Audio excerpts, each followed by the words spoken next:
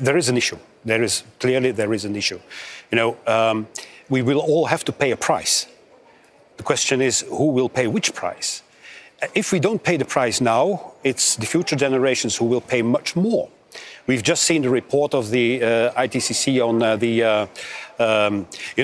they made a study, the difference between 1.5 degrees of global warming and 2 degrees of global warming. It makes a huge difference. So we will have to pay a price. But of course, we have to make sure that the strongest shoulders pay the highest price. Because if you say something... Because now we have an issue, indeed. And, we have some ideas about it, but okay. Because people who are just trying to put food on the table, I'll just, going back to France, the Le Journal du Dimanche on November 18 found that 62% of French people give the highest priority to purchasing power, even if it means delaying the energy transition.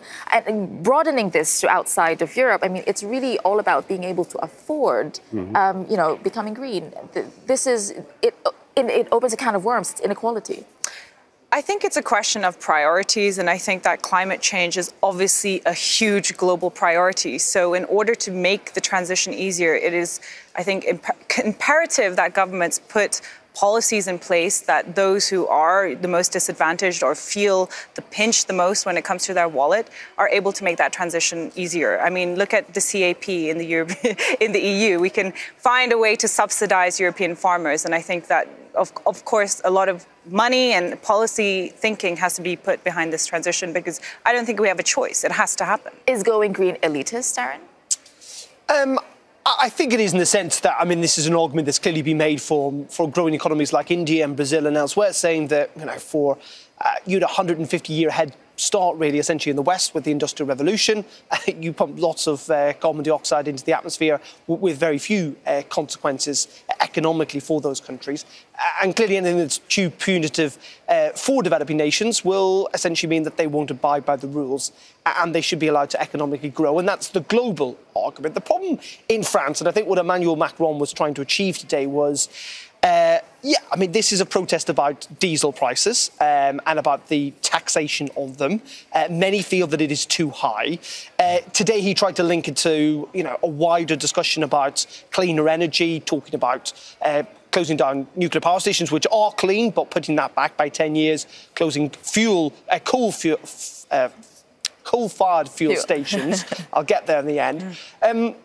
But ultimately, the problem for Emmanuel Macron is that the environment and climate and the cost of it is never simply about the environment. And that's for these protesters and for many French people that support them, this is not simply about the environment. It is about a punitive cost of living. And that is where the balancing act needs to come into. Because, the climate conference is happening in Poland, and Poland is one of those that will lose a lot of jobs and industry if there is really this push towards climate change, addressing climate change. Yeah, on the longer term, they will profit from it.